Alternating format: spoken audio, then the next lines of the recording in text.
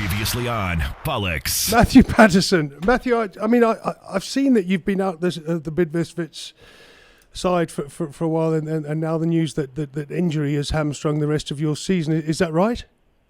Yeah, that's right, Neil. I had an operation Friday gone. So yeah, that pretty much puts me out for the season. Just had a bit of a clean up, and I had a slight tear in my meniscus, so I had that repaired as well. Yeah. Okay. So how long has this been bugging you? And because we've got so many players on, we're going to speak to Dean Furman later. You've got Bernard Parker apparently playing with an injury. You played with an injury. You now have to go for surgery. Yeah. Yeah. Well, I've been for surgery. I went Friday. Friday, it's just gone there. So I'm about just under a week into my rehab. So yeah, all's going well. So, operation went well. So I was struggling from probably end of Feb, sort of going into early March. I've been struggling since then with the knee, just niggling, you know. Yeah. I didn't know. No, that's the thing. I mean, I know you quite well, and I didn't realise that this was going on, and it's really sad. I know your mum was over, wasn't she, for a while from Newcastle, and yeah. you had to go through all that, you know, while your mum was here as well. Just tell us about the unbelievable toughness of rehab for a professional sportsman like yourself. How hard do you have to work at this point? Yeah, it's at the moment it's more of a mental thing at the moment. You know that you're not going to play again for probably 3 months now until the start of the new season. So that's mentally tough more than anything else. But I mean, my rehab will start more or less in the next week to 2 weeks. It's a lot of gym work, strengthening work and stuff, and it's tough. It can get you know, sort of play on your mind and get you down a bit. But you got to stay positive and try and you know, and keep your head down. Just do it, you know, and get through it. Yeah, and what choice do you have? We all see these footballers get injured. We miss them for a couple of months and think, oh well, they're fine. But actually, you know, I don't think anyone in the workplace, in the ordinary workplace, really realises how much hard work goes into getting back, doesn't it? Yeah, and listen, I've had it all before. I mean, 10 years ago, it was a while ago, but 10 years ago I had two ACL reconstructions, which was an absolute nightmare, back to back as well. So I didn't play football for 16, 17 months.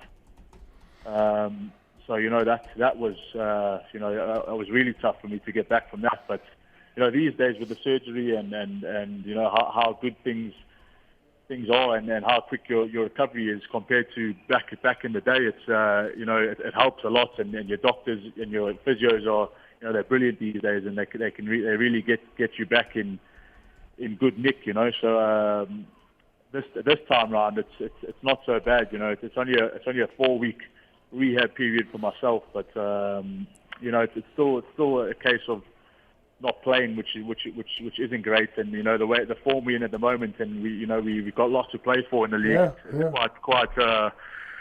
It's quite upsetting, but it's part and parcel of the game. Mate, how does South African sports medicine compare to what you went through in England? There's not a lot different, if I'm honest. Listen, obviously at Newcastle, I had the best of the best there. Yeah. You know, probably one of the best physios in the country in Derek Wright, to help me through my physio then. But you know, in terms of the surgery and your rehab, you know, we've got a great medical team here at Wits. You know, our doctor's top drawer, and he's obviously going to help me a lot, and you know, he's advised me a lot on how to sort of prepare in the future for, or you know, rehab to do in the future for my knee, to try and prevent these things from happening, you know. So I wouldn't say there's an awful lot. I mean, it varies at different clubs. I think we're lucky at Bidvest. We've got a very good setup, and you know, we work on them kinds of things, because we don't want to see our players on the sidelines too often, you know. No, you don't, mate. Listen, all the best with your rehab, but the only good thing for me as a bloody-minded journalist is to know that Matthew Pattison is sitting on the sidelines watching Bidvest Wits quietly in third position, pulling off that very late goal against Platinum Stars last night to keep Bidvest Wits just on the edge of the title race. But I don't know, Matthew, if you were able to watch any of Kaiser Chiefs last night, were you? I've seen bits and pieces. I mean, I know they got a very disappointing result. And credit to Aces, they've really been the surprise package this season, and it's good to see Clive getting these results. So obviously there's still a lot to do for their old dog. So. Yeah. And he's done very well, but Chiefs they faltered a little bit. Had a bad result against Sundowns. In a big game, a big crunch game, and are they gonna stumble now? Moving on for the rest of the title. Well, I mean, you're an ex-Mamelodi Sundowns player. You know how it works in Mamelodi Sundowns. Although Pitso wasn't there when you were there, was he? No, he wasn't. No, but I did Sundowns? Work under him briefly at the fun a few times. That was it. Yeah, of course. Okay, mate. Listen, what's your title prediction then? I mean, now we've got Sundowns 3 points clear of Chiefs, but Chiefs have a game in hand.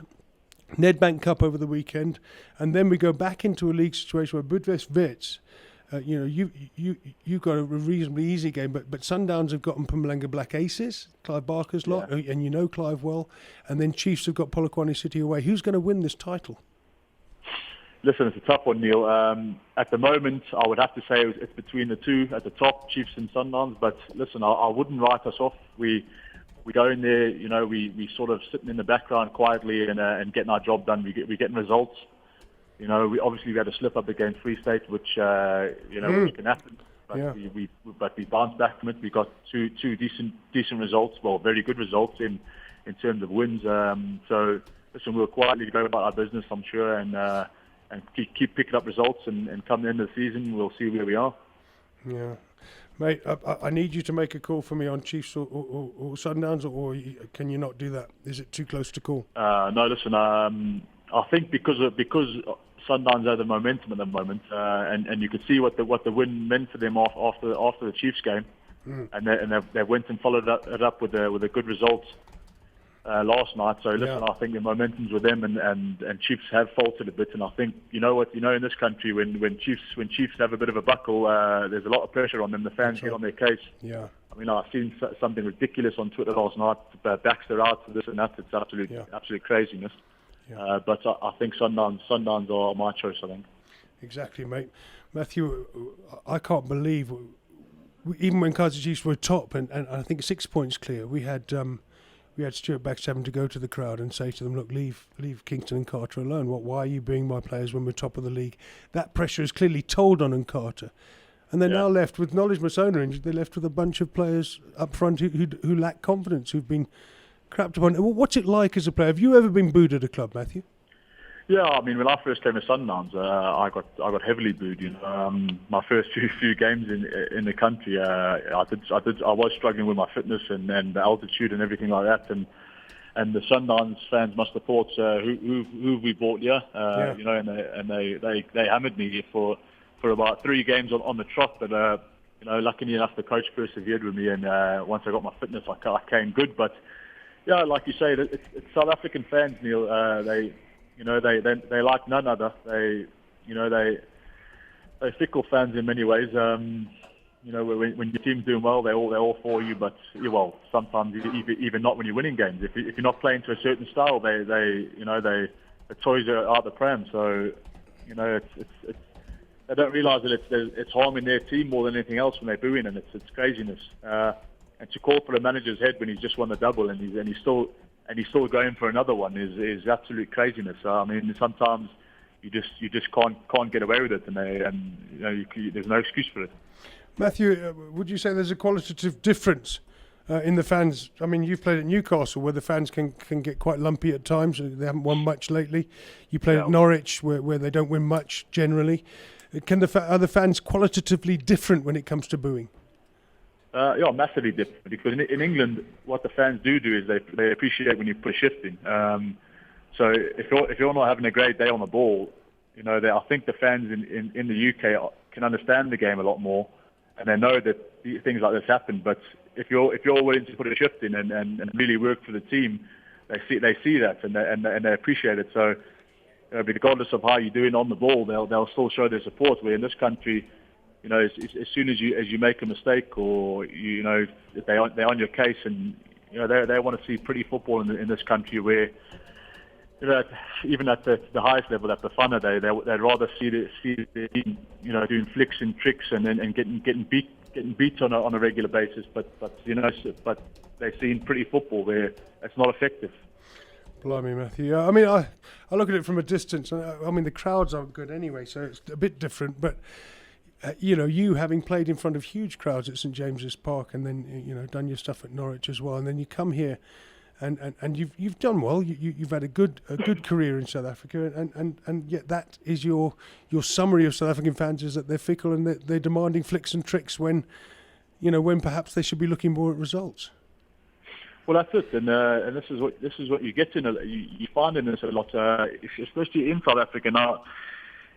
Teams that are sort of that are, at the moment, that are well disciplined.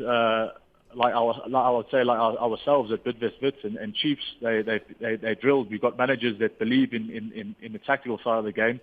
They're disciplined, and they at the end of the day, it's results based. I know you want to play good football, but at the end of the day, if you go away with a 1-0 win and it hasn't been pretty, happy days. You've got 3 points, and that's all that matters. Where fans aren't like that. Fans, they want to see the pretty football, but if you play great football. And you're getting beat week in, week out. What good is it doing you or the club? I mean, so fans sometimes they got to wake up and realise that we're in a results-based business, and as you can see that more than anything in the UK at the moment, the amount of managers this season that have been let go because they're not getting results. Mate, I mean that's a pretty firm and condemnatory assessment of South African football fans at the moment, in the light of the Kingston and Carter stuff mainly. That's my main beef. I don't mind if Majoro gets booed because he's moved from Chiefs to Pirates. I think that's a normal part of football. But to boo Kingston and Carter, to watch him last night completely devoid of confidence, and the whole side really finding the fans getting on, and not a big crowd, the fans were getting on their back quite early in that game last night. Hui. Okay, mate, Sorry, Neal. The worst thing about it is the lad's done well for them. He scored goals for them and he's done well. But I said as soon as he has a bad game, they're on his case, which is scandalous, really, isn't it? Yeah, I think so. I mean, Stuart did say 2 weeks ago that he couldn't believe it. He would have to question his future at a club where people boo players when they're top of the league. Oh, for sure. That was Stuart's exact words, and I brought them out at the time, and it is quite sobering. And a lot of these fans actually don't go to the games. The ones on Twitter are the ones that don't go to the games and get stuck in heavily. And the first Baxter out I saw last night on Twitter was about, just after the goal went in for Aces. Yeah. All right, mate. And on that basis, Matthew, you're saying that, Sundowns have the momentum and coming with the big results now. I would say so. And as much as a lot of people criticise Pitso, at times, he seems to have the boys playing for him and put in a shift in for him and ultimately they're getting results, which is. So I would say I would definitely go for Sundowns, I think. Mate, that's exactly what I was hoping for. A detailed and proper prediction of the PSL title winners. What about in England? Who are you going for in England? Well, seeing my team's going through an absolute shocker at the moment. Newcastle, they are, aren't they? They can't buy a win, and they have been shocking as well. So I'm going to go for. Listen, I'm going to go for Liverpool just for the sheer fairy tale of it all. So I'm going to go for Liverpool. What about Spain? You've got Atleti 1 point clear of Barcelona, Real Madrid 2 points back. Who's going to win in Spain? Listen, I'm going to go for Atletico. I watched them last night against Barca, and they were top. They could have put Barca away in the first 20 minutes, which is you don't really see very often. It was very refreshing watching them. I enjoyed they're very tactical and they've got some quality in their real individual quality. So I think, and they've got a great manager. So I think Atletico. Brilliant, mate. You've given us all 3 title winners comfort. How often do we get someone saying that to us? Matthew, get better, mate. Get that knee back. I know how difficult rehab can be. And when your knee's ready to play golf but not football, give us a shout, yeah? Yeah, cheers, Neal. And just one more thing, Neal. Great choice of music on your break there. Just let's hear some more of that then, okay? Got it, mate. I don't know anything about music. You're going to have to call Comfort or something. I don't know he made all the selections today, actually. Great stuff, That was a Matthew. great choice. Cheers, Matthew. Neal. Cool, thanks, Matthew. Remote Bye-bye. DJ, Matthew Pattison. Thank you. Thanks. Thanks, man. Bye-bye. Cheers. Right, so that's let's just sum up Matthew Pattison. He's out for the season. His knee's gone. He's going through the pain of rehab that I don't think any non-sportsman can fully understand. When you get an injury as a sportsman, that's your career, that's your life. It's on edge. You think you might never come back. And he's been through it twice. 2 knee reconstructions 10 years ago. Complimentary about South African sports medicine, the operation itself and the Bidvest medical team. And then the startling Sundowns to win it. I know he's an ex-Sundowner, but he's not. He's trained with Pizza a few times when he was at Bafana, and he's saying Sundowns had the momentum. Kaizer Chiefs, fans getting on their back, could buckle. Liverpool for the Premier League in England, and Atletico Madrid, Diego Simeone's shock troops for La Liga in Spain. Boom! Thank you, Matthew. Balls.co.za. Visual Radio.